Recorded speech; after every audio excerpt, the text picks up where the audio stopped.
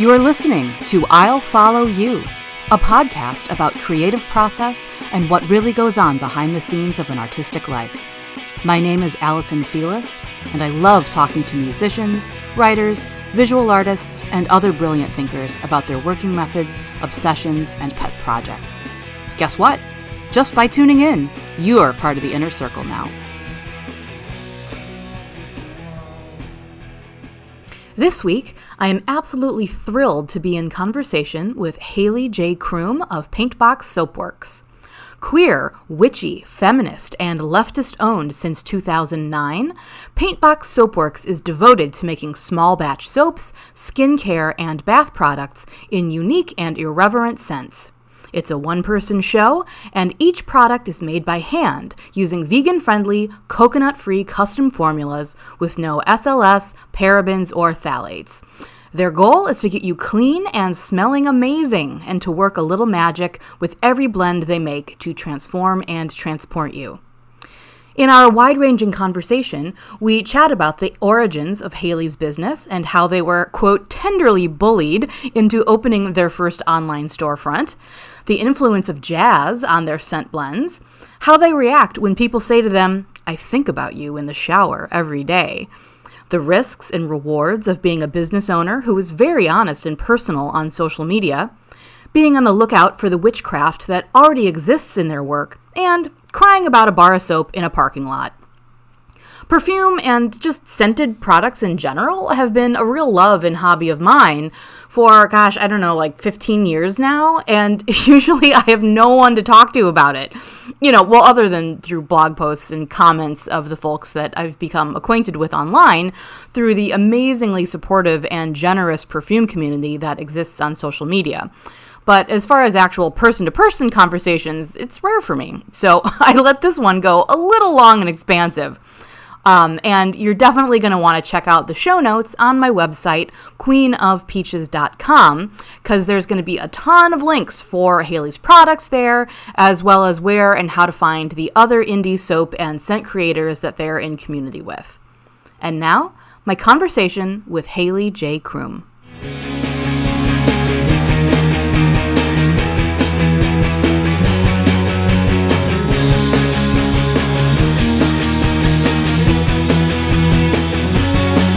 Hello, Hayley J. Croom. It's so good to see you on the screen with me today. Hello, Allison. Thank you so much for having me. This is such a delight. I cannot wait for this conversation.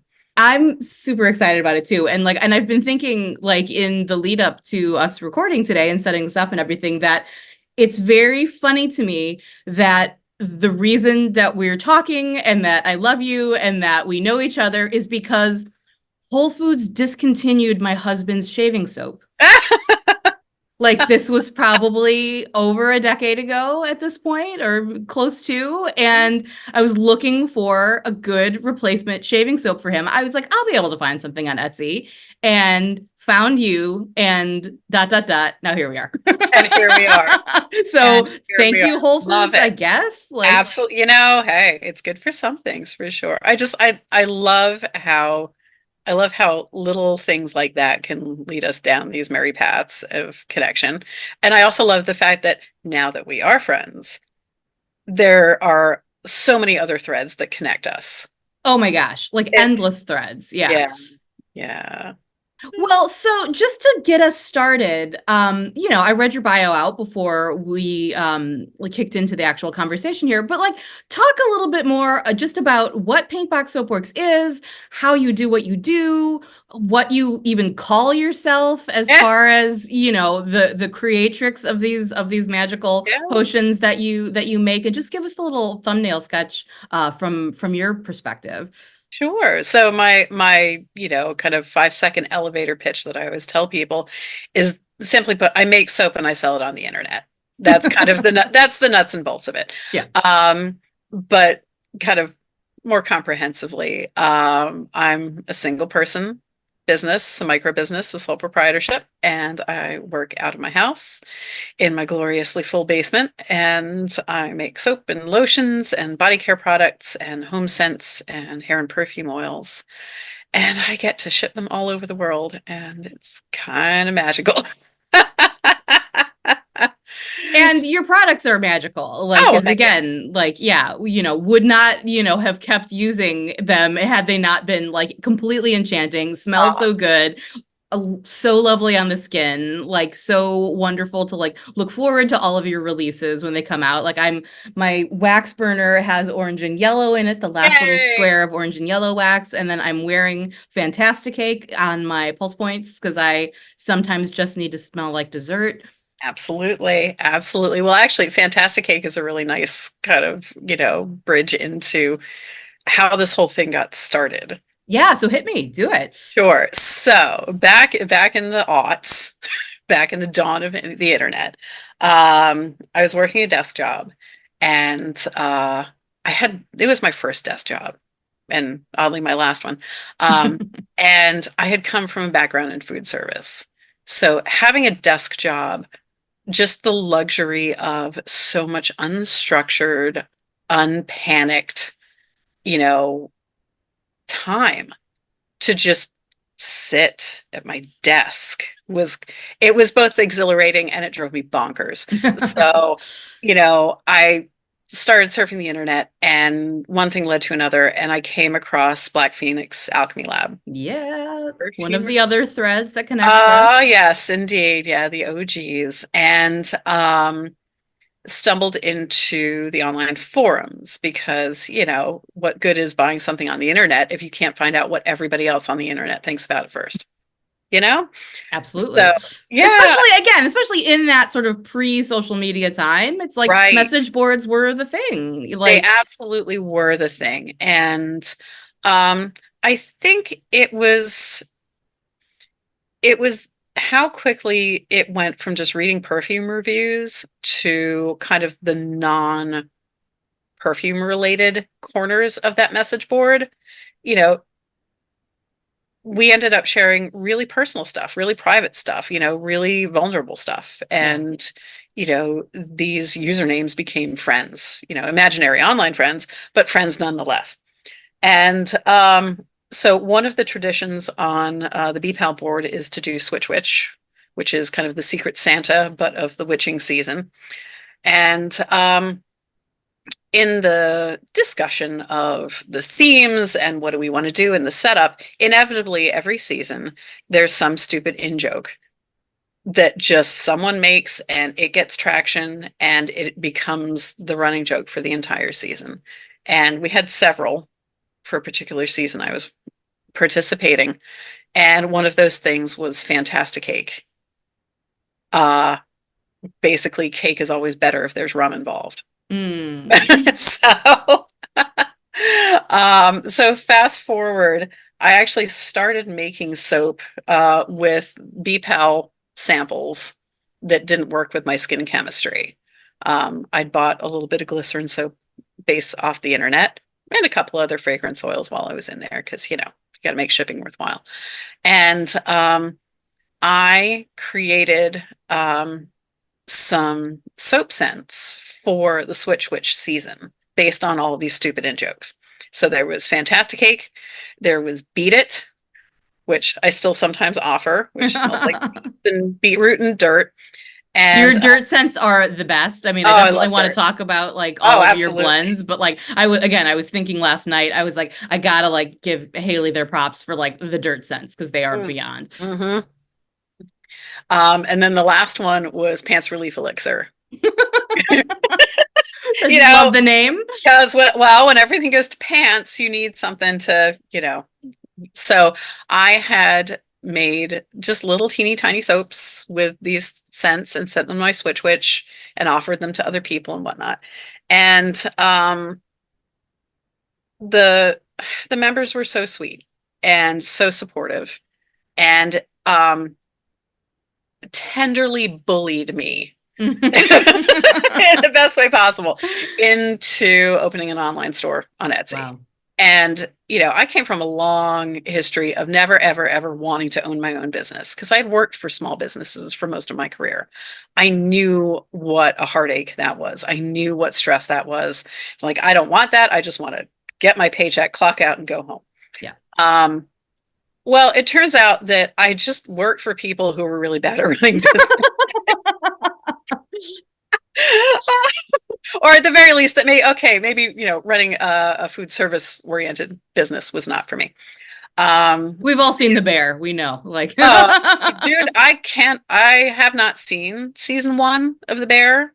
I can't watch a lot of food service related stuff to this day. There's a little PTSD going on there. yeah. I can't watch cooking reality shows because I will roll over at 2 o'clock in the morning obsessing about what I'm going to do for the freaking egg challenge. Yeah. It's bad.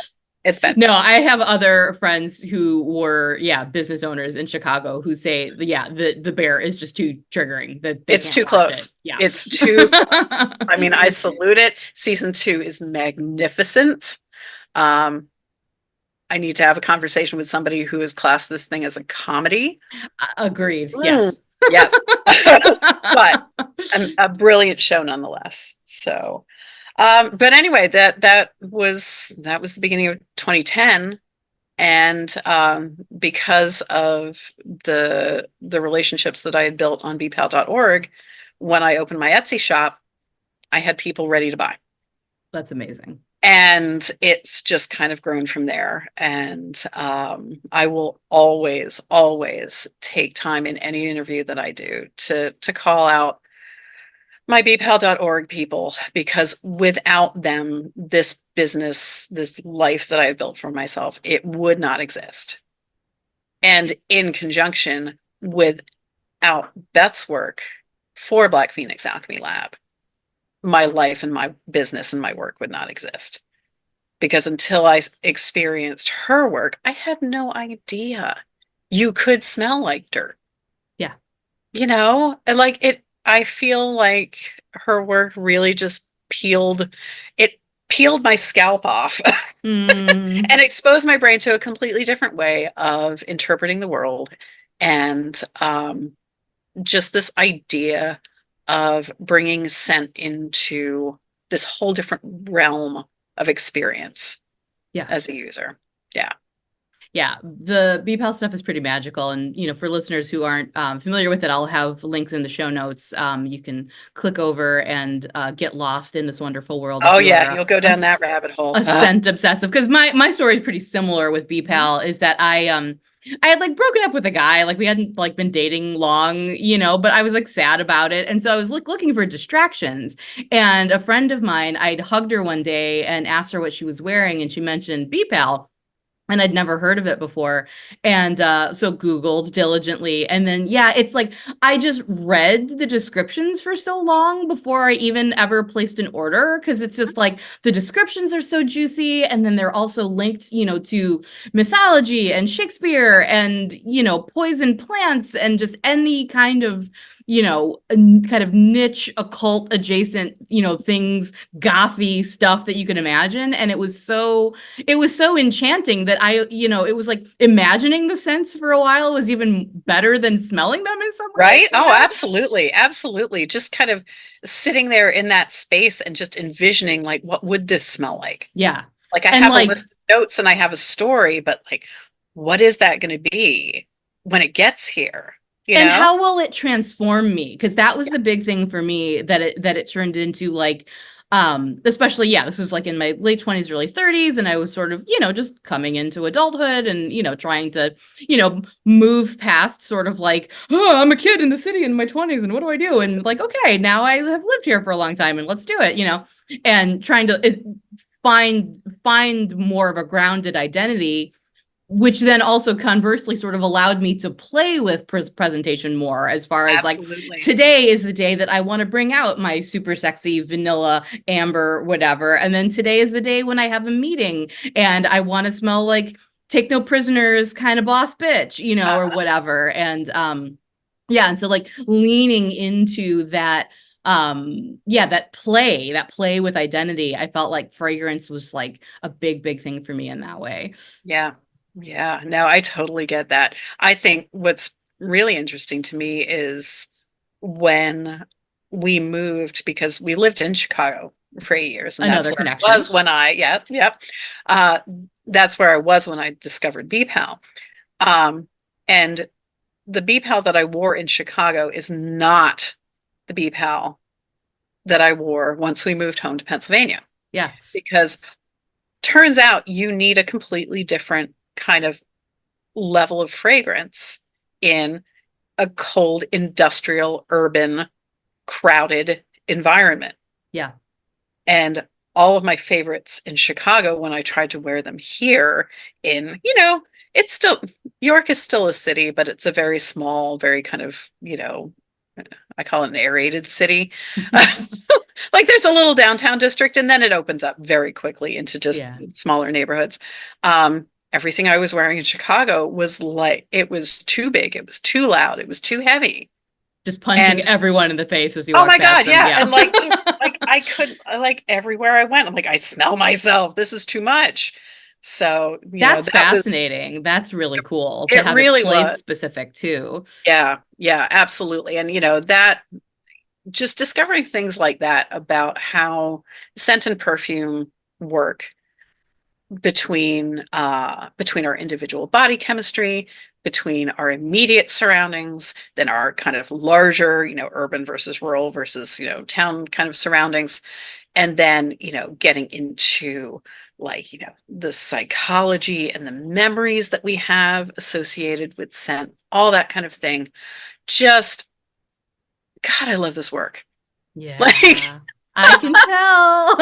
And well, not only can I tell conversationally, but also I can tell just by the work that you've put in and the way that the products turn out. Because yeah, I mean, the other thing that I was thinking that I forgot to, sort of prep you for explicitly, but like I would love to talk about like specific blends and the creation. Because as I was like oh, sure. looking for my vial of Fantastic Cake this morning, I saw Secrets of the Sun, and Oh, I yeah, know that's a that good one. that one has a big story behind it. So like just Yeah, as a sort of example of how yeah. you build up and how you come to an inspiration for something and use your own memories that then are catalyzed into these scents, like walk us through Secrets of the Sun, if you All would. right. So, my scent creation for me, like, there's no one way that I do it. Sometimes I have, sometimes it's really something as really bog standard and boring as my fragrance oil supplier misshipped a pound of something that I didn't order and they don't want it back. What do I do with it? What do I do with it? Yeah. Sometimes it's something, or I have a glut of a particular oil. I got to figure out how to use this. Let's, do something like that. Sometimes it's that, sometimes it's, paying attention to people, just that I talk to in general conversation and recognizing that there seems to be a lot of interest in, rose scents now or freaking dragon fruit or something like that. Like, oh, that's kind of percolating up through interest. Or, hey, it's a really heavy and, emotionally fraught time. What can I do to ease this? That sort of thing. Secrets of the Sun is, oh, I'm so glad you picked that one. Yay. Because there's so many different levels to it. And it is a Chicago scent. Yeah. Hands down. So my husband is a record collector and a big music file, particularly in terms of jazz. 9 times out of 10, if a record is on, it is a jazz record. And when we were in Chicago, we had the ability and the privilege to be able to go and see a lot of live jazz. And just for me, I love how my work in jazz kind of dovetail. Mm. That sort of taking an idea and playing with it and improvising on it, trying to make something new. I love Just, that. yeah, I just love that so much. So, Secrets of the Sun is the Sun Ra album. And I love, I have a particular affinity for the slightly batshit jazz. Yeah. Like, I mean, yes, absolutely. Give me Coltrane, any day. My favorite things. It's so soothing. It's so familiar. But also take me on a freaking, voyage into space. Yeah. So I was listening to a lot of Sunrise, listening to a lot of Kamasi Washington, Yeah. just really artists that create these big, beautiful spaces. Um, and then the other kind of thread of inspiration for Secrets of the Sun was our favorite Ethiopian restaurant. Ah, Shout out, Ethiopian Diamond. yes. Yeah. Still one of my favorites. First place I ever ate Ethiopian as Oh a yeah. very, Yeah. very young person. Yeah. Yeah. So that was right around the corner from one of our apartments. And it became, I mean, the now living in kind of very white, uh, very not particularly diverse little town. It just still blows my mind that, oh yeah, just trundling down to the Ethiopian restaurant was kind of like our safety. Yeah. We didn't feel like cooking dinner. Um, and they would offer the honeyed wine, the tej, and just that it was like liquid sunshine in a glass. It was like Yeah. fruity and floral and honey, and it was one of my favorite little treats of going there. So, yeah, I had these sort of memories of Chicago kind of rolling around in my head Mm. uh one summer. And really, I mean, so much of what I do is taking seemingly disparate things like, oh, my love for jazz. Oh, remember when we lived in Chicago? Oh, hey, we had that really good honey wine, and kind of smooshing them all together Yeah. into an experience. Um, so that one leans really heavily on a couple of different patchoulis. And there's a little gardenia in there, a little shout out to Billie Holiday. Yeah. There's some honeysuckle in there for the wild honeysuckle that would grow kind of in the alleys and stuff behind our apartment. Um, and then a couple of different honey notes all layered together. And Uh, I usually can't wear honey. Like honey usually goes straight to pee on me. oh yeah. Like, Yep. but Secrets of the Sun works so beautifully. I love Oh, it good. I'm so glad. so And much. It's one of my it's faves. funny that you say that. I get that kind of comment a lot with my stuff. Like I can't usually wear this note, but for some reason I can wear yours. Nice. And I wish that there was some sort of magical thing like, oh, well, I only use the finest, seed extracts and whatnot. I assure you it's not. I'm not using anything particularly esoteric or rare in the work that I do. Um, I don't know. I don't know why it works, but it just seems to. I think some of it is I like to layer things a lot. Um, so like if I'm, lemony biscuit, one of my top selling scents ever, it smells like lemon cookies, It's so good. Oh my gosh. but I use 4 different lemons Oh, wow. in that Wow. to get the lemon that I wanted. Yeah. And I think, some of it's that layering, some of it is just, I tend to think of smells differently. Um, and I think some of it is, my food service background. And some of it, honestly, is being very sensitive to scent myself. I think it's very Mm. ironic that me, who actually does not use very much in the way of scented products, Yeah. Yeah. I do. But, so much of my work stemmed from not being able to find things in the market that I liked, that I could wear, that agreed with me, Right. that sort of thing. So when did you launch Secrets of the Sun? So like how long, I mean, just again, Wow. like as a capsule sort of case study for how Yeah. you do what you do, like how long did you work on it before it like made its way into a launch? And is it coming back or is it gone forever? Come back. It'll come Okay. back. I couldn't remember if you'd like lost a component on it or not. No. The problem is at this point, I think I have like 300 plus blends Wow. in my catalog. Can't offer them all at once. Yeah, One of person, course two not. hands. So, yeah, I've had to really get into kind of a 2 to 3 year cycle Okay. on things where I'll offer a scent for 2 or 3 years in its appropriate season, and then it's got to go away for 2 or 3 years Yeah. because I've got 10 other scents kind of all chomping at the bit. They want their time in the sun. Let's go. So, but in terms of like the timing of things, generally speaking, um, I tend to get inspired by the current season. Hmm.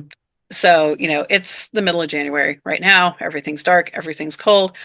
I'm generally, my brain space is on, you know, cold things, but also my brain is like, oh, hey, but what about spring? Spring's coming. We could Mm, do that sort of thing. Um, most of the stuff that I'm working on now won't be released for a year. yeah.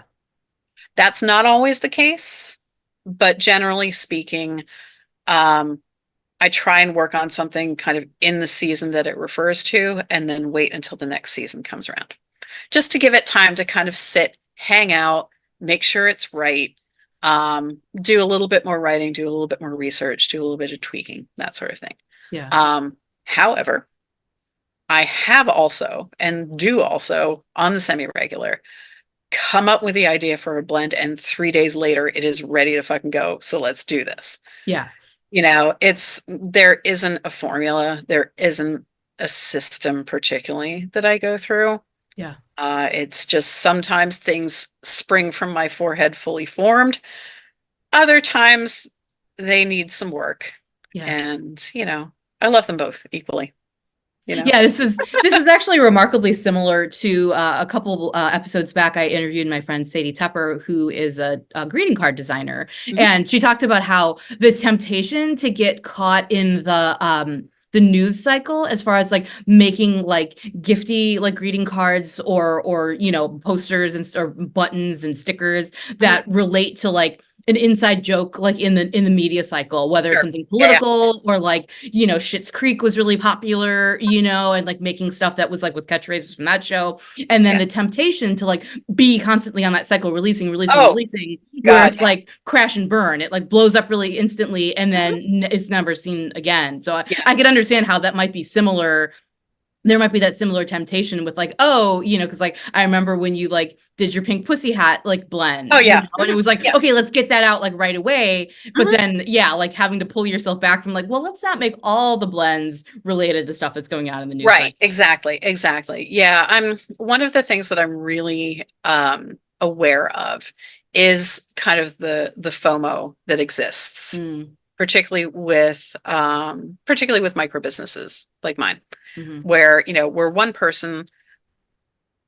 Sometimes it's difficult for us to do, to maintain a huge catalog. Hmm. So we might do more limited editions. We might do like really limited runs on things. We might, get a little tiny vial of something super special and want to share it, but we can't get any more. So, I've made 30 bottles of this, and when it's gone, it's gone. Off you go. On one hand, I know the excitement of that and the thrill of owning something that is so ephemeral, and that like, this is all I will ever have of it, so I will need to cherish this. But I think also it can be really stressful, you know, as a consumer. And I have a very fraught relationship with the fact that I make things for money. Sure. And I sell Yeah. them, and um I rely on kind of an impulse of, my customers to want to own a thing in order to pay my bills. Hmm. So I take that seriously, in that I try not to dangle a carrot and then snatch it away, if that makes sense. Yeah. You Although know, I will say, like, from a consumer standpoint, and especially like when it's someone like you, where, even if we didn't know each other, it was like, Mhm. I love your work and I want to support you as a maker, so I think that there is also that sense of like, oh, I want to support you. If you have 30 Oh, sure. bottles, it's like, I'm gonna buy that one bottle of 30, that are available, because I want to say, like, with my dollars, like, I support you and I want you to be able to continue to do what you're doing, Yeah. so I think that, I understand, like, oh gosh, I don't want to like have this artificial scarcity, but I think it Yeah. can work on the other end of the spectrum too, as far as like, no, Yeah. we love you, thank you for offering this, like, I'm pleased to be able to help you pay your bills. Yeah, and I'm always aware of kind of the economics of things as well for Mhm. people. Like I know what it was like to be like slogging away for a minimum wage job and not having a lot of disposable income and not having disposable income at any given time. Mhm. So, that's why my limited editions tend to run for at least 2 months, Yeah. usually three, Yeah. so that people have plenty of time. You Yeah. know, I I want this to be a joyful experience. I don't want Mm. this to be a stressful experience. It is Yeah. soap. Soap should not be a stressor in your life, you know? So, so yeah, it's So speaking of like sort of, yeah, stressors in people's lives and the reality of people's lives, like, do you get self-conscious about the fact that like people are going to be using my stuff when they're naked in the oh God, bathroom? no, I Like, love it. No, that's my favorite thing. you love People it? come up to Okay. me and they're like, I just want you to know, I think about you in the shower every day. Like yes, that is what I want. Thank Thank you. you. That You've is made like my that day. is that is high praise for me. Nice. No, I love that. I love that. I've been blessedly free of some of the more parasocial stuff that can come Mm. from being a one person brand. Um I think some of it is just I'm old and I don't like I'm not I'm not as hung up on um I don't know what other people think at this point in my life. Like I want to make people happy and I want to make things that bring people joy. Um but also I've made a career saying no Mm. to a lot of things. Yeah. And I think as a one person brand, I think it is really easy sometimes to slip into kind of that false intimacy Mm. Mhm. sometimes. And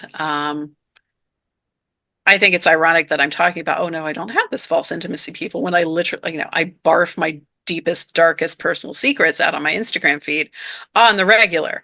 Um, but I think there's a difference between me being vulnerable Yeah. and me expecting that vulnerability in return. Um, People are intensely vulnerable with me at times, which is Mm. beautiful. Um, but it's never anything that I expect, and it's something that I'm always grateful for. Mhm. And it is always something that I encourage them to, maintain boundaries with. Yeah. Like, hey, thank you for sharing this with me. This was really personal and really difficult for you. Therapy has been really great for me. Yeah. Here's a link to a really good therapist. Nice. You know, Wow. wow. Yeah. Yeah, because I think sometimes especially when you do work that touches people emotionally, Mhm. you know, I think sometimes it's very easy if you're in a dark place to see somebody who is like really speaking to you, Mm. to go to them and say, "Hey, you're speaking to me," oh, and have this hope that they can help you, Yeah. get through that. But at the end of the day, we are making perfume. Yeah. We are making soap.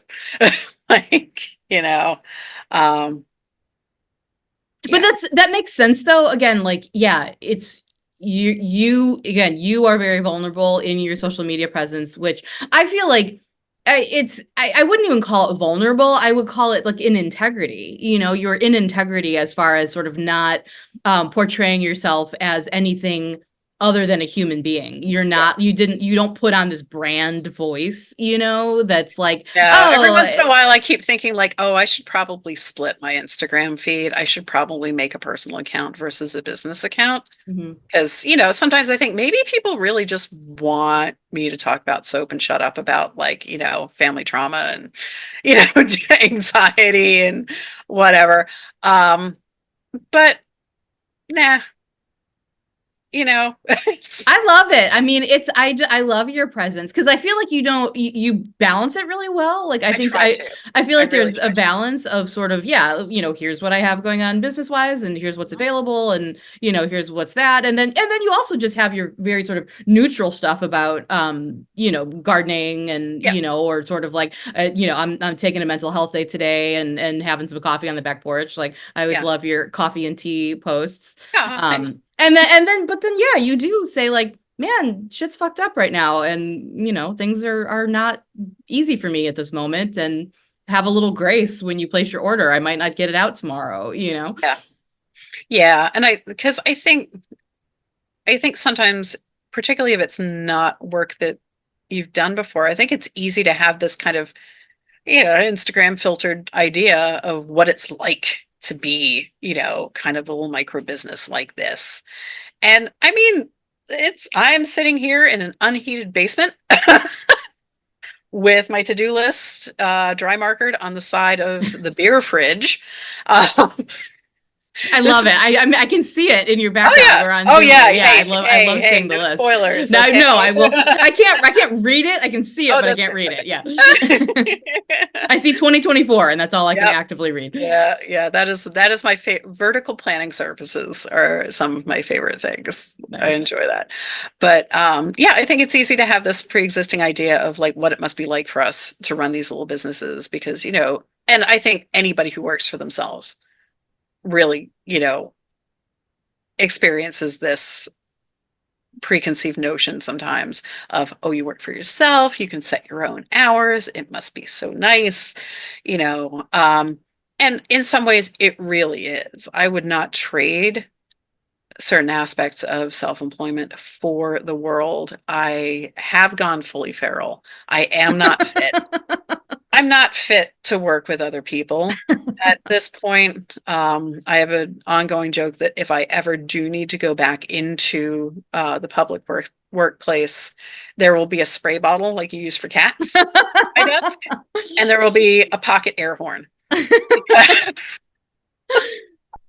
my husband works in an office setting, and the stuff that he comes home with, like, it's not terrible stuff. It's just kind of like Sure. the realities of an office job. Like, oh my God, how do you get anything done? How do you put up with these constant interruptions? Yeah. But I think, circling back around, I think it's easy to have this idea of what a micro business looks like, and it's difficult sometimes to remember that it's a person Yeah. behind all of this, and it's one person, two hands doing all of this stuff. And on one hand, it's what makes it really special. Hmm. On the other hand, sometimes you have to remember one person. Yeah. It's a human being doing all this. So So demystify a little bit of that for us then. Like what does that look like? I mean, because the thing that I was thinking, when you talk about being like a one person business, like I remember like a massage therapist friend of mine who talked about once she was done with her training and was like finally seeing people full time as a massage therapist, that it was like, oh, now I'm just alone with my thoughts for 90 minutes while I give this massage and it's quiet in here other than maybe some atmospheric noise or something. But Mhm. is there a component of that? I mean, when you say you've gone feral, is that like, I don't know how to talk to people because I'm talking to myself in my head? I mean, is it that level of, Sometimes, yes. yeah. Sometimes I have to remember, like, okay, no, we have to make eye contact. We have to like ask reciprocal questions. Yeah, yeah. I've been self-employed for 14 years now. Wow. And all of my work before that was either food service, retail, or client service. So I Big spent change. yeah, it's a big change in some ways, yes. Um, I love it. I Hmm. love not seeing people. But it's a duality. Like I adore people, but also I need a tremendous amount of solitary time. Yeah. Because my Instagram feed is a very good illustration of what my brain is like Hmm. because I am constantly thinking about six different things. Yeah. And some of them overlap, some of them are related, some of them are completely unrelated. And having that freedom of a day without interruptions, a day to just kind of pace as I need to, given either my energy levels or, whether my brain's going to explode with ideas or if I just need kind of some quiet manual labor. Hmm. It's just it's a very important part of my existence at this point Yeah. is, 9 hours of alone time a day. Wow. Wow. I mean, we're very similar. Like that sounds really delicious to me, but yeah, but then you do need the other side of it where it's then like, yeah, I do want to connect with people. Of course. It's like that's why I do this podcast is to connect with people and Yeah. Yeah. Yeah. And it is the part that really has made the whole COVID thing really difficult Mm, because when you have a product that everybody wants to smell and you're dealing with highly communicative disease, it's not yeah, I didn't vend in person for years. I could imagine, yeah. And I'm just kind of dipping my toe back into it now. And on one hand, I really, really miss it Hmm. because so many of my ideas come from conversations that I have with people, Yeah. while I'm vending, Yeah. and just getting responses and reactions and just watching people experience in real time my Mm. work, particularly if it's somebody who hasn't seen or smelled my stuff before. I love watching kind of the kaleidoscope of different emotions and impressions that go over people's Mm. faces when they're picking things up and smelling things. Yeah. You know, Sometimes I can read it really easily. Like sometimes it's very clear what they think. Sometimes, like, I don't know what that look on your face is. I'm going to ask you. So, Mm. what do you think about this? I see that you're thinking about this. Tell Yeah. me what you're thinking. I want to hear it. Yeah. And so I think this is not work that I can do in a fully solitary vacuum. Sure. Um, so it's, post-COVID, air quotes, post-COVID, um, trying to find a way that I can get back out into the community, Yeah. back out talking to people in real time, Yeah. has been important to me when we're still kind of figuring it out. Also, not vending for a couple of years, I've gotten very lazy because I don't know. Soap is heavy and it's, uh, yeah, setting up for shows is my least favorite thing ever. I mean, once it's done, it's great. I love the show, but man, just that whole lugging everything out of the basement is, it's a, mm. I have had a little taste of that as vending books at shows, Yeah, yep, that's and it. books are likewise very heavy. Mhm. And it's like, oh, please, will you buy this book so I don't have to carry So it I home? don't have to take it home. Yes, please. Yes.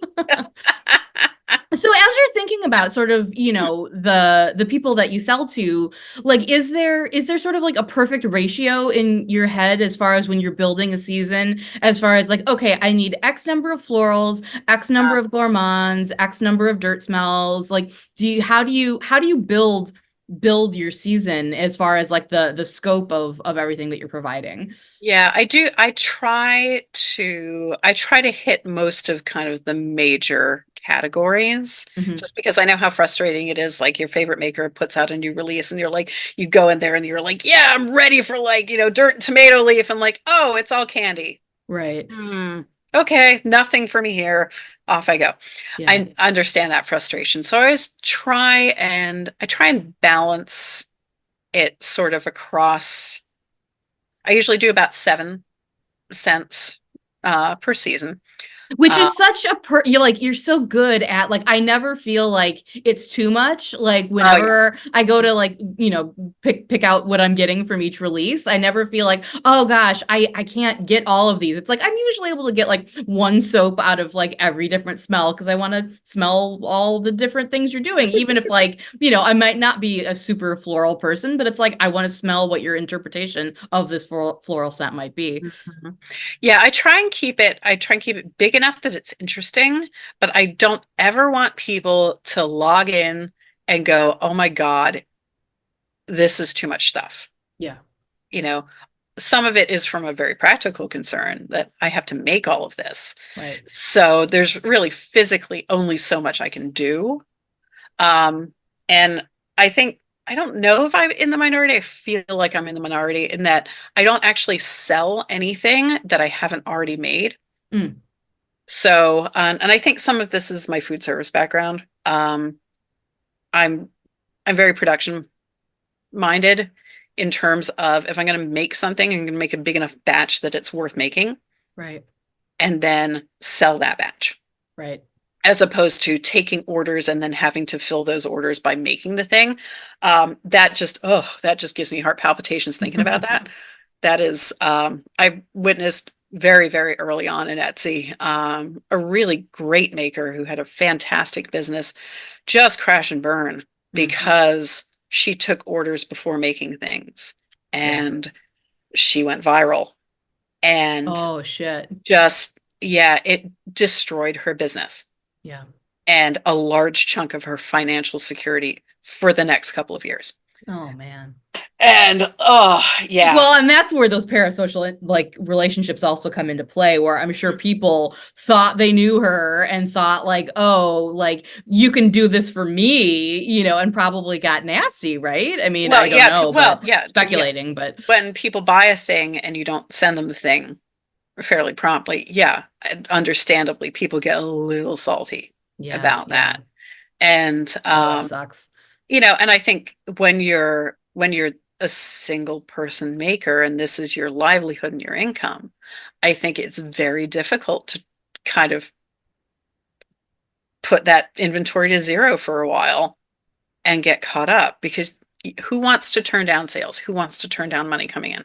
Right. You know, and I have the deepest sympathy for her and any other maker who gets themselves in that situation.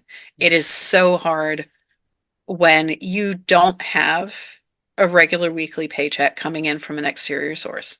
It's so hard to ride those breaks and kind of keep things manageable. And that's been one of the biggest challenges for me in terms of business, is really having to be very frank with myself about what can I actually accomplish? What can I actually physically get done?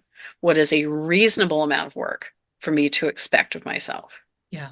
Because honestly, you know, if I wanted to work 80 hours a week, I would go do it for somebody who paid me a heck of a lot more than I ever made Yeah. selling soap on the internet. Yeah. You know, the whole point, and this is something that I really bang the can about with other makers, is that the whole point of this self-employment, is work-life balance. It's the freedom to adjust your day, your week, your season, whatever, to accommodate the arbitrariness of human existence. You know, we are not machines. We are not consistent output, you know, entities. Yeah. We need to ebb and flow. We need to take time. And, you know, the whole grind it until it happens kind of thing, like, I understand when you're first starting out, yeah, you got to hustle. You know, you got to put a little bit more into it. But if that's your business model, like, you have condemned yourself to a life of nothing but work. Yeah. And I mean, I adore my work. I think about my work all the time. I don't want to work all the time. Right. If that makes sense. Absolutely. Yeah. Well, so like, do you find yourself in like a mentorship position now, like with up and coming makers, and like what is your relationship sort of to the greater sort of scent soap maker community? Like, Yeah. do you feel like you're in one, or do you feel Oh, like definitely. yeah. Oh, absolutely. Yeah. No. Pro tip: we all know each other. So, no. One of the things that I've really loved about kind of the indie perfumery and indie soap community is how open everyone is to just being vulnerable and being frank with each other, asking questions, asking for guidance, looking out for each other.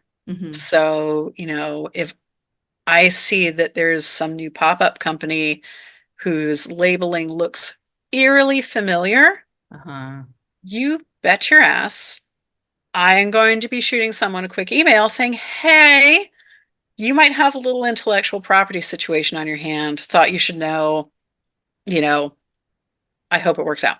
Yeah. You know, and really just being able to collaborate with people, being able to, you know, just ask for other eyes on a problem sometimes from people who already understand the mechanics of what you do Mhm. is intensely helpful. Yeah. And I'm a firm believer in the whole notion of, the rising wave lifts all ships kind of thing. I'm not interested in competing with other soap companies. I'm not interested in competing with other perfume companies. There's plenty of noses out there. There's plenty of bodies needing to be washed. There's plenty of room for everybody. And I'm just delighted to have really found a core group of fellow makers who are really dedicated to supporting each other, advocating for each other, promoting each other's work, which I love that we have reached that point where I can go on my own business feed and promote another soap and perfume company because I fucking love what they do and I'm into it and I want my clients to be into it too. So is there anyone you want to shout out? Like, you Oh want God, so to many people. name some names that I can again So link many. to and Yes, send them some biz? Send some absolutely, business? absolutely. Well, we've already talked about Black Phoenix Alchemy Lab, Woo obviously. woo. Yep, go check them out. The other OG that I really need to give props to is Brooke, the creator of Villainess. Ugh, so good. So good. Villainess, I really feel was at the heart of kind of the indie soap explosion. I Mhm. feel like without Brooke's work, we would have I don't think most of us would be here, honestly. Wow. Yes, so shout out to them. Um, Nuri McBride's work, Yeah.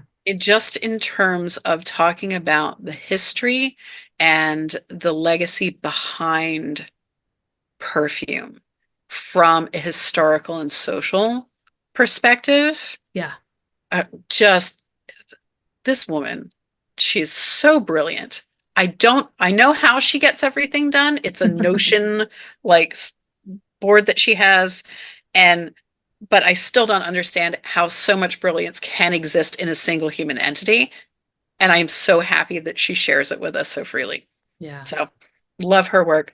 But in terms of like actual makers, supporting makers, Sahaya and Company. Yes. Yes. Yeah. So Christina and I have known each other for a long time through the BPAL boards. And she and I collaborate. She makes candles for me using my fragrances. I make bath and body for her using her fragrances.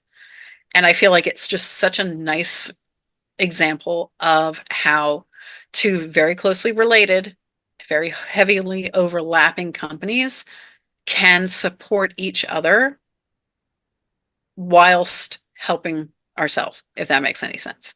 Like, Yeah, because I would not have known of Sahaya and Company if it weren't for you. Like I saw right. you saying like, oh, I have a blend in this upcoming seasonal box, and I was like, Mhm. purchase. I was like, click, I want that Yep. box now, and then Yeah. got on a roll of just like, oh my gosh, your new releases are always so good. So yeah, you definitely that synergy definitely worked as intended.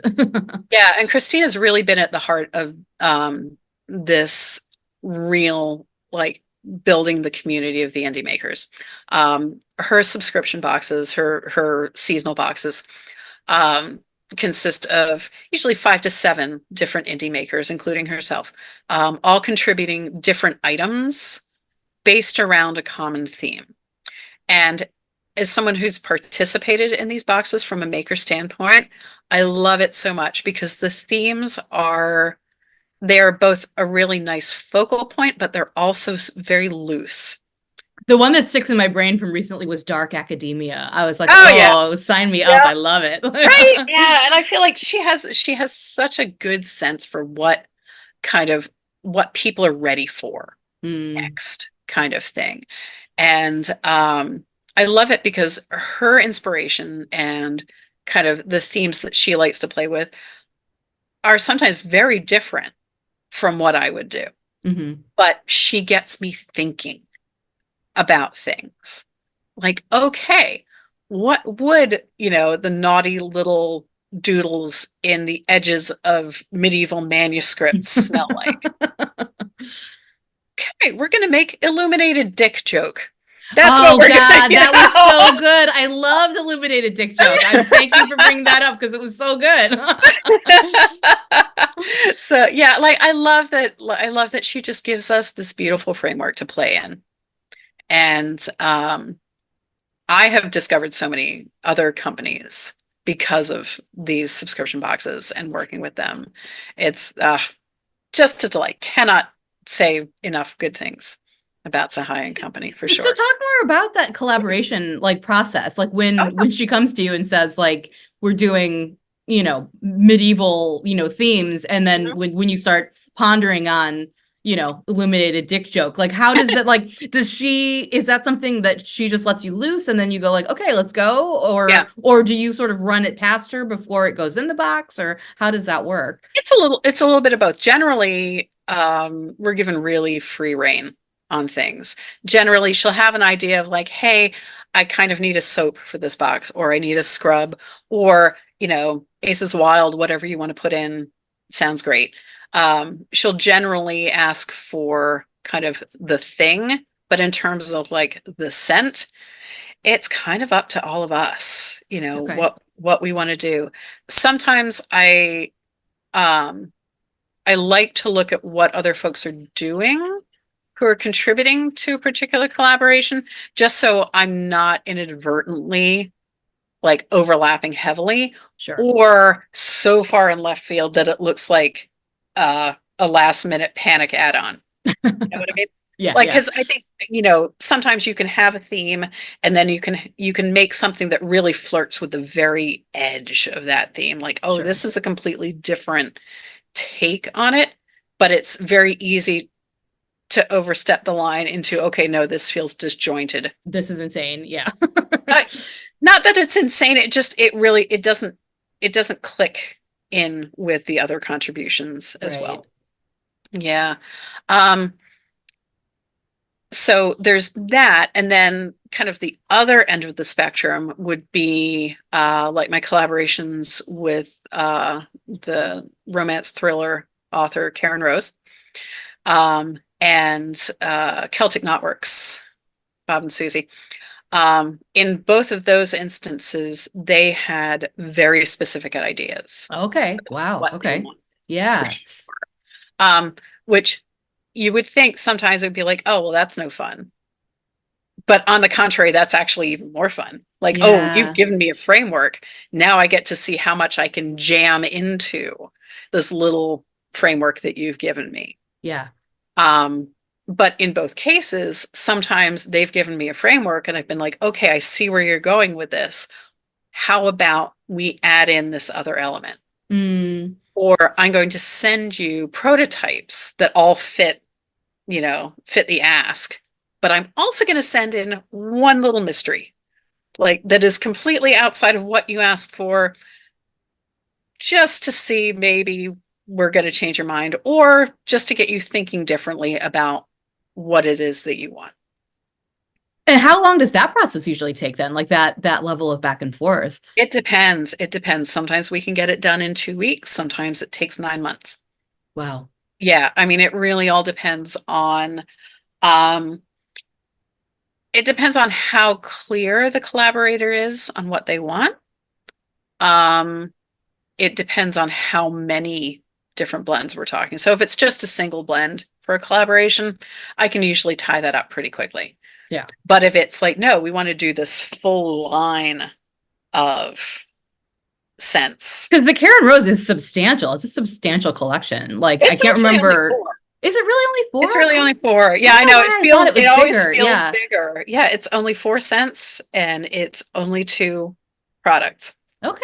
But I think because it's they're scents that all sort of tie together, but they're also all very different in their own way. I'm particularly proud of that collection. I really love that because it really started off as just a little fan thank you. Karen wanted something that kind of swag that she could take to book signings and give to folks as like a little, cute, just like a little little thank you kind of thing. And so we did the original Karen Rose signature scent, exactly to her specs. Wow. And it was so well received. Then she's like, well, hey, I've got this other character in a new book that I'm working on. And here's the setting, here's the story. Sometimes I get an advanced reader's copy and I can kind of, speed read it and get a feel for the vibe that she's going for. And then I get to play.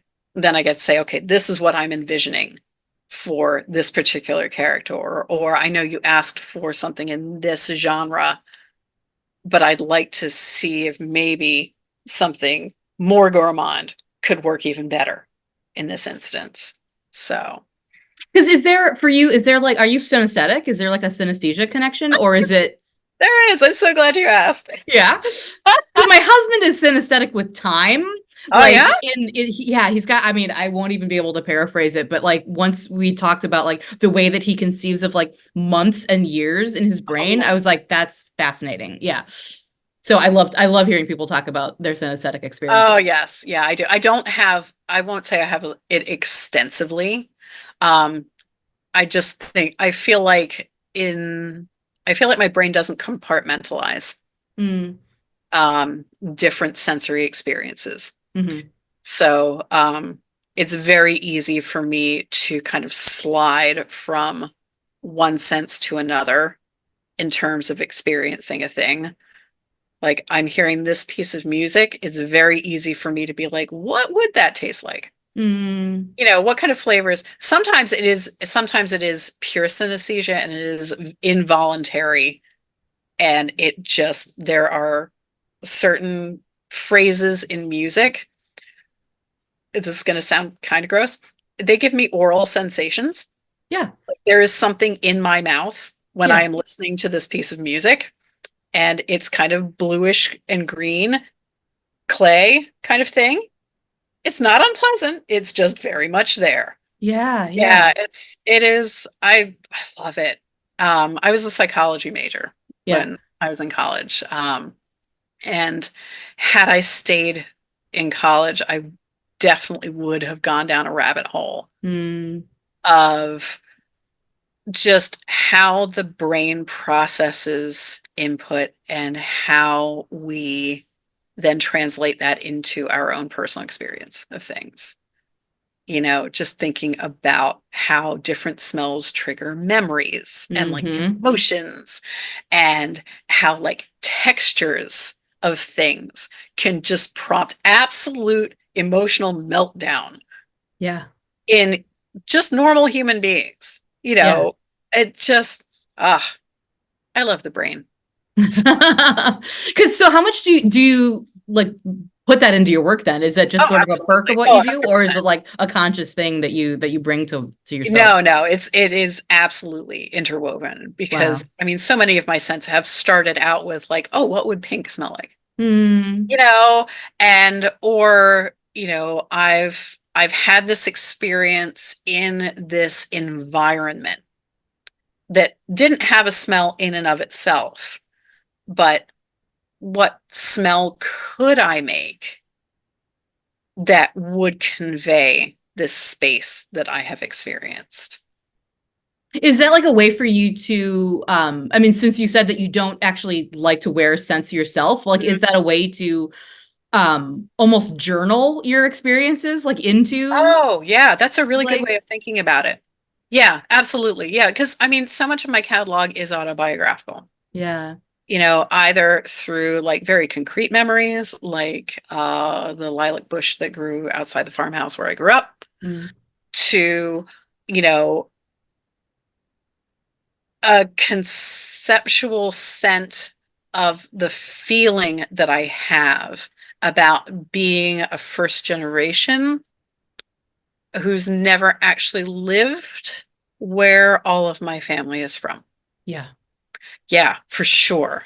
Yeah. It's oh, that's gorgeous. What a gift to be able to do that. I mean, because like I'm so word based, like as a writer and a, talker person, podcaster, and then, I do sing too. But like, yeah, like to be able to encapsulate those things in a way where it doesn't, I mean, I know we were just talking about psychology, but it doesn't necessarily go through the analytical part of your brain, you know, like it goes into this experience, like such a gift that you're able to like bring into the world for people and Well, for I mean, yourself.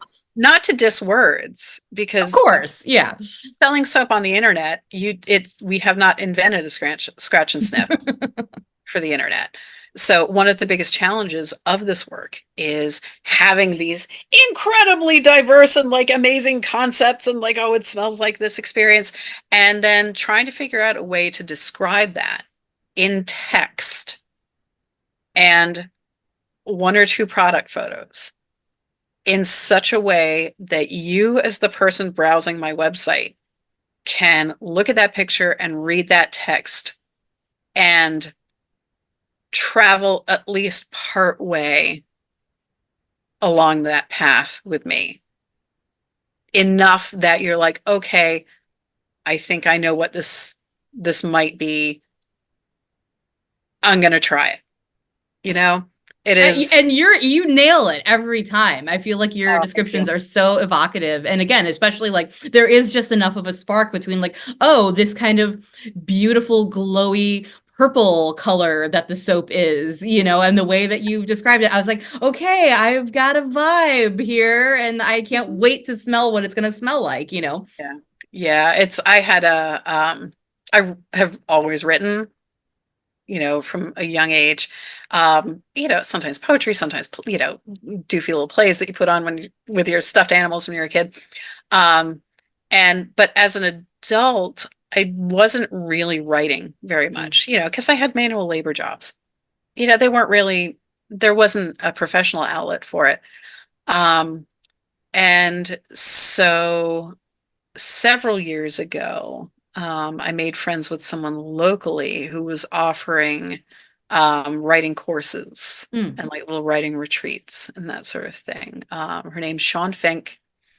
Uh, she has a lovely website. She doesn't do so much of the writing coaching anymore. She's a little bit more of the life coach end of things. Um, but just working with her, some of it honestly was really just taking time out of my professional day to go and do these workshops with her and take my work seriously enough. Say, okay, I'm going to go and figure out how to make this particular point in my professional work better.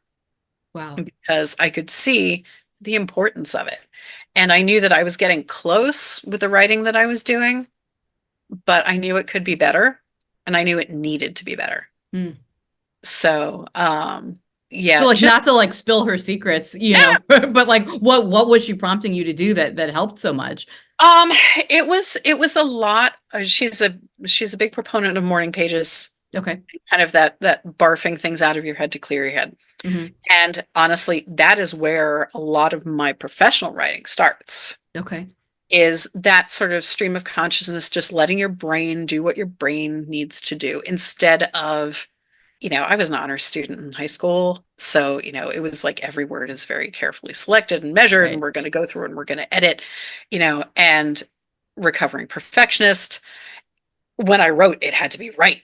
And she really got me out of that headspace and into this, you know, away from that kind of scarcity mindset of words. Yeah. Like just like you don't have a limited number of words in your brain. Like you will always make more. Yeah.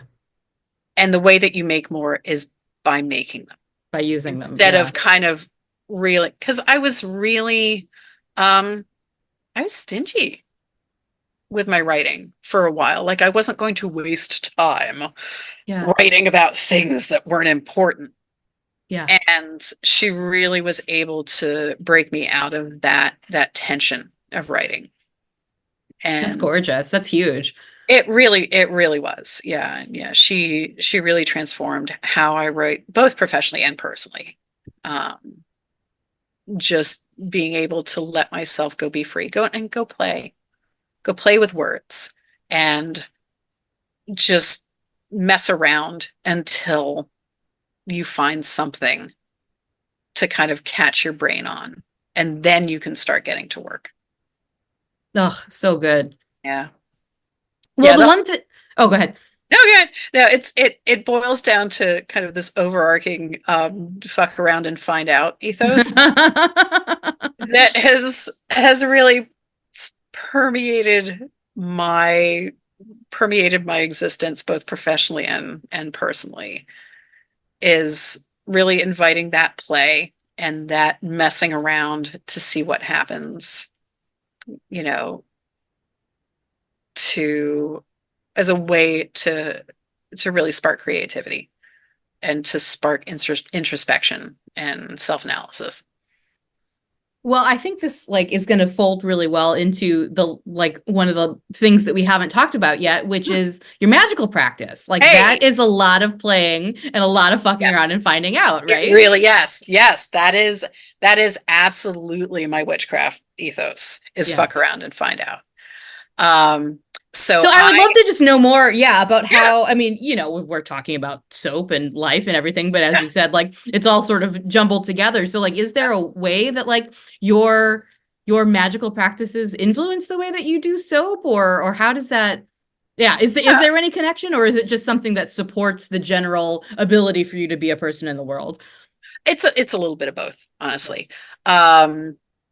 Molly Dyer has this great podcast, Witchcraft Off the Beaten Path. And one of her big points in talking about being a witch and doing witchcraft is really getting away from this idea that one has to sit down and assemble the tools and cast the circle and prepare the space in order to be a witch and do witchcraft. To be real and be valid, No, to just even be. Yeah. Because her vibe, which I have very much internalized, is essentially, bitch, I am a witch. My existing, my sitting here talking to you, my drinking my coffee, my existing in the world is witchcraft. Yeah. And really, she really helped me break down this idea that one needs to go and do some witching, you know, and to kind of take that preciousness out of it and really integrate it into just not even a daily practice, but just a daily existence, like experiencing the world in its total through the lens of my practice and my witchcraft. Wow. So I had really not thought about my work through a witchcraft lens, because I had compartmentalized things like, oh, okay, no, we're going to take this time in the evening and this is my witchcraft time. And then the rest of the time is, looking back on it now, it seems absurd. Okay, the rest of the time you're not a witch. Like, what is that? Well, it's that hangover of that sort of, you know, American default Christian, like you go to church on Sunday and then the rest of the week is whatever, and then you go do it again the next Sunday, and it's kind of this thing over here in this building over here, you know? Yeah, exactly. So yeah, in the last couple of years, I really tried to make that barrier much more permeable between my professional life and my spiritual and witchcraft life. And so I don't do, like, you know, I don't witch up my space before I start working, because I'm the witch. I'm working. Therefore, there is witchery afoot. But it has helped me be a little bit more intentional in looking for the witchcraft that already exists within my work. Oh, I love that. Yeah. Yeah. Like, because it turns out, you know, much like when I suddenly realized, oh, it turns out I've already been a witch. I've been a witch my whole life. All of this shit has been witchcraft. Yeah.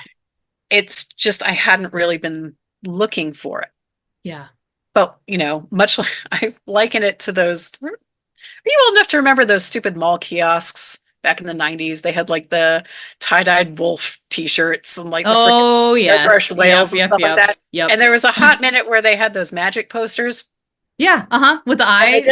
And they didn't look like anything. Yeah. And they're like, oh, you just have to relax your eyes. And you're like squinting and you're like, it looks like a bunch of pixels. I don't know what it is. And then all of a sudden your eyes do the thing and you're like, oh, it's a sailboat. Yeah, it's a whale. Yeah. And you can't unsee the sailboat. Yeah. for me, it's been very much like that. Like now that now that I'm looking at my work, it's impossible for me to not Mm, see how witchcraft is imbued in all of this, yeah, you know, and sometimes it's as mundane as, well, of course, you picked components that do this physical thing. right. But sometimes it's much more of, hey, you were in this headspace when you were working on the scent blend. And naturally, that headspace has filtered into the end product. Yeah.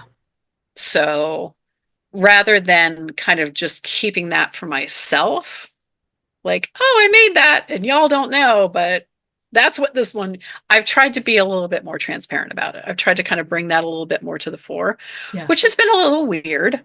You know, it's hard to not feel a little performative sometimes, you know, about really fronting as a witch, if that makes sense. Hmm. Um, but I'm trying to kind of pick and choose when it's really worthwhile and Yeah. when it really matters. Because I mean, technically speaking, if you want to, my entire catalog is witchy, Yeah. but some of them are significantly witchy. Yeah. And so those are the Hex ones. on the beach. Yeah, as a good example, Yeah, right? Hex on Like, the yeah. Beach is so witchy. Which I love. Oh my Oh, gosh. I was so sad I couldn't bring that one back. That was just an absolute heartbreak. I But think that's the one I was getting confused with Secrets of the Sun. I think okay, I think I was conflating them in my brain. Yeah. gotcha. Gotcha. As far as one that was going away, sadly.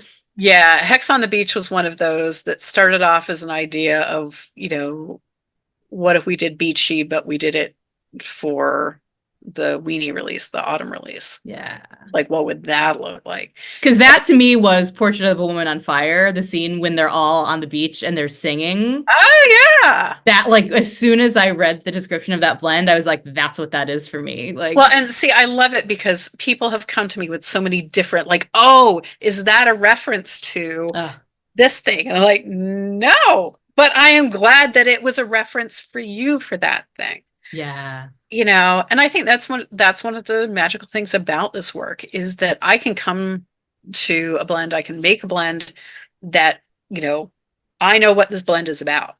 But you come to me and you're like, but I smelled this and I had this whole other experience. I People will sometimes apologize to me, like, I'm Oh, really sorry, but this is making me feel this. I'm like, don't apologize for how this is making you feel. I get a lot, oh, you probably don't want to hear this because it's not what you know, you meant for this. Like, no, on the contrary, I want more layers. I want more complexity. I want yeah.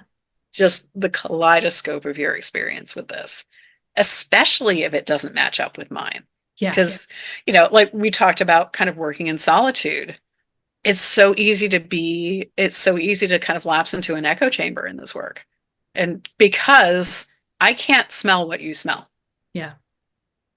And so all I can do is rely on, you know, people coming to me in freaking parking lots when I'm vending and crying about a bar of soap because it makes them Oh. think of their brother. Like, Oh. you know, you know, and that's just at the end of the day, that is the true gift of this work. You know, I love that I am self-employed. I love that I never have to worry about somebody else making arbitrary decisions that affect my livelihood. Yeah. But just that human interpersonal connection with, I am offering you my experience of a moment, a place, a time, a thing, whatever.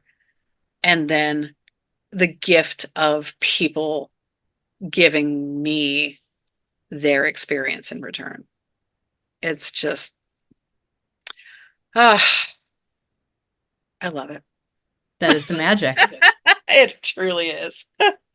So what's next? What's up on the deck next for you? Well, I was so sick over the holidays. Oh. Yeah, I was really dumb. It was really stupid. Hey, y'all, go get vaccinated. Go get your flu shots, wear your freaking masks. I know it's boring and no fun, but it is so much less fun to be sick over Christmas.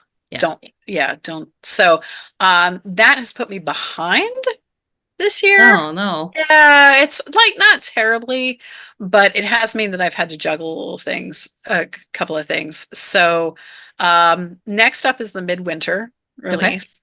I usually do it in the middle of January. It should be going live today. It's not. Ooh. It will go live February 1st. Okay.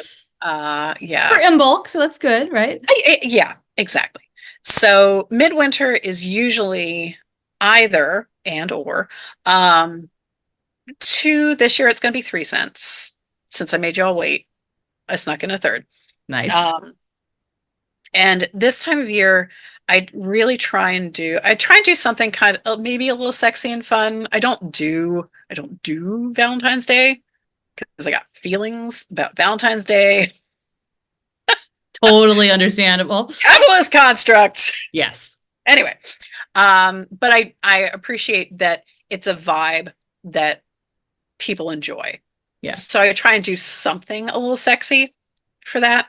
So I'll go ahead and spoil it since this is going to come out in probably a week, which is about a week before launch. So I'll be having my newsletter out anyway, so people know what it is. So I'm doing Sweet Love Hangover. Oh, Bringing that one back. It is maple syrup and pancakes and whipped butter, but then also cherry and a little bit of oud. It's a little inappropriate. nice. I love it. little stanky on the back end. Funky, just a little morning after, honestly, it was inspired by, oh shit, I'm gonna get the name wrong. You're Chicago, it was the breakfast and waffle place that closed down. It was there forever. It was, my brain always wants to call it the Golden Corral. That's not what it was. Oh yeah, the Golden Nugget. Yes, thank you. There we go. Yes. Yeah. So there's still a few of them around, like in weird places. Yeah. Okay. All right. So yeah, it's my ode to that kind of like dragging yourself to the diner the morning after a bit of debauchery. Yeah. And, still maybe a little giggly from the night before. Well, and this is also keep it straight for the waitress. My theater people are going to love this job. too. Yeah, total diner time after a show when you're sweaty and like you just want to smooch all of your like castmates. Yeah. Exactly. Yeah, so we're doing that one. And then why is my brain blanking? I can't even remember what I'm doing for myself. I gotta check the fridge. Right, there we go. All right, so I'm bringing one back. It was a Yuletide. And it's definitely a winter blend more than a Yuletide. So it's the Golden Orb. It's my ode to taking naps on the couch in the winter sun. It's sandalwood. It's golden milk, basically. Oh, yeah, I milk remember and this turmeric one. and ginger and honey and a little bit of smoked sandalwood. And so it's a little creamy. It's a little foody, but the sandalwood kind of takes that edge off. Yeah. It's like a big old hug. Yeah. It's like a big, cozy, white, fluffy blanket in the sun and a nap, which we all need right now. Yes. So. But I always try and do one for January that is kind of my scent of the year. I started doing this a couple years ago. It's sort of like a year's intention. Cool. Kind of taking everything that I've been through the previous year and like, okay, where has this brought me? Like, what am I ready for? What am I bringing to the new year? So 2023 was a bit of a shit show for me on a personal basis. Go read Instagram. You can read all about it, all the gory detail. Brave to share what you share. Oh, honestly, people say that. And in some ways, yes, I do it. I will sit with my bravery. Thank you, Allison, for making me do that. But also I share such intensely personal things because I want to strip the shame. Both for myself and for other people who are going through things like this. Through difficult families and learning how to draw sometimes very hard and impermeable and permanent boundaries with family. Yeah. And so that has been, that was my 23. And I am coming into 24 really feeling kind of like myself for the first time, a lot of ways. Go to therapy, kids. Get yourself a therapist. And go figure out how much of who and what you have been up until this point is you, and how much of it is just what you have had to do in order to survive in the existence that you've kind of been thrust into. Yeah. And so I feel like I'm shaking a lot of stuff off. And a couple of years ago, I did The Sword in the Eastern Sky as my angle. Yes. And that was shaking a lot of stuff off. But that was a steely, pointy, got my sword in my hand, kind of shaking things off. This year is Green Lemon. And this is much more of a returning to some of my childhood and letting myself be a little bit softer. Yeah. And really leaning into that. Innocence isn't really the right word, but that's sweetness. Yeah. So it's very juicy, it's very green, it's got grass stained knees. It's yeah. I mean, it's in some ways it's very uncomplicated Zen, which is exactly what I want right now. Yeah. So that's going to be our breath of fresh air for I can't wait 24 to experience it. I can't wait to smell and experience it. Yeah. So that's midwinter, and then not long after that it's going to be spring. Yeah. And got some good stuff there. I've been digging into, there's a BBC radio series on the fantastical creatures of the British Isles. That's where my family is. I'm 100% British. And so, but not having been raised there or born there, I'm kind of having to do my own research into all the crap that my family and my ancestors would have known and believed in. Yeah. So, digging into some of the creepy crawlies of the British Isles for spring. Nice. Along with, the usual lavender cookies and, stuff like that I know people want. Yeah. So, yeah. Well, so for people who are ready for that, how do they find it? How do they find you? How do they get their hands on this gorgeousness? Right on. Well, the main website is paintboxsoapworks.com. Easy peasy. I am on Instagram. That is also Paintbox Soapworks, and Facebook for the oldsters.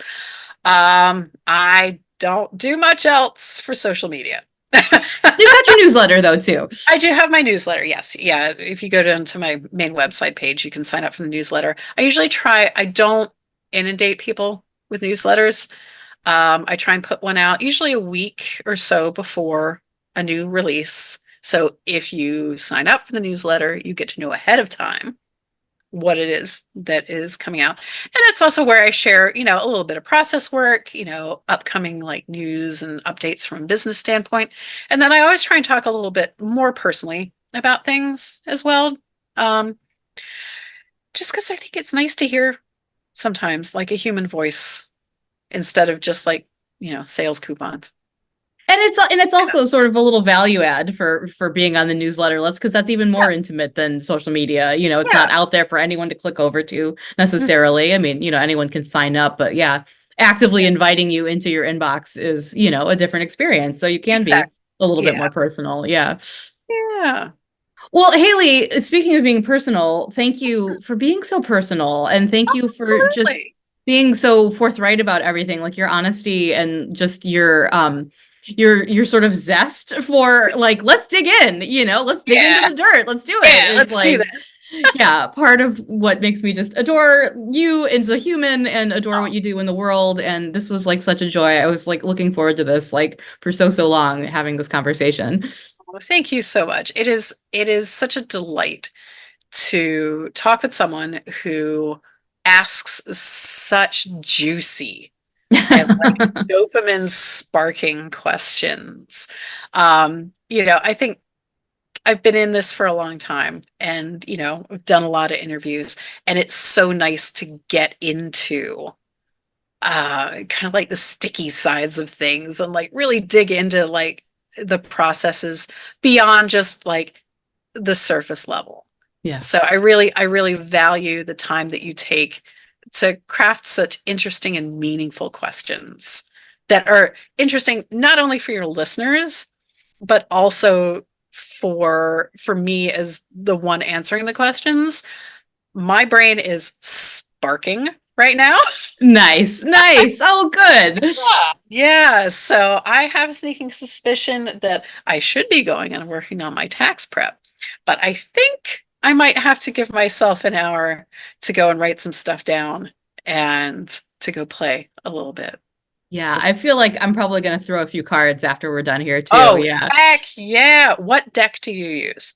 I'm a magpie and I don't have nice. like a dedicated deck that I love. Although like recently, just again, for the playfulness, for the bright coloredness of it, like I love the, what's it called? The Playful Heart Tarot, which is one. It's so cute. And even when it's throwing truth bombs, I mean, like last week, I got like Hanged Man, Death, and Temperance. And I was like, okay, well, that's given me some real talk here, that I needed. Like legit, those are 3 of my favorite cards.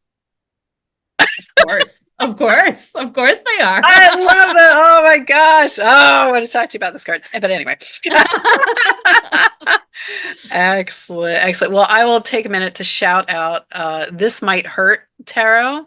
Yes, Isabella Rotman. I am not a magpie. I don't like buying things for my witchy practice per se. And I actually didn't own a tarot deck for a really long time. But when Isabella put her deck out, something took control of my hand and ordered that. And it is my absolute number one go-to deck. I love it so much.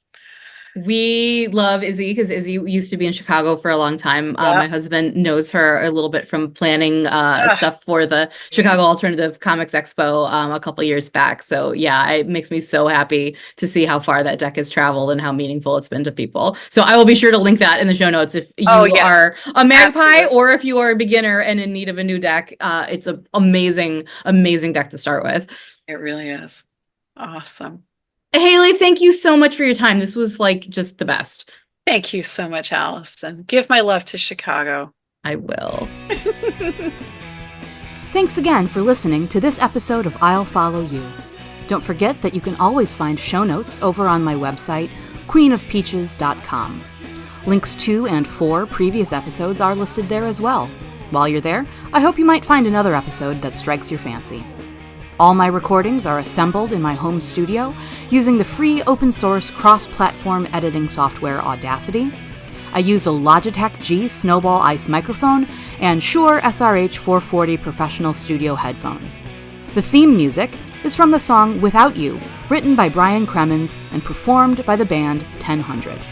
This podcast is made possible by the fact that I work a full-time job, am happily married, and don't have any children. That's what really goes on behind the scenes of this artistic life.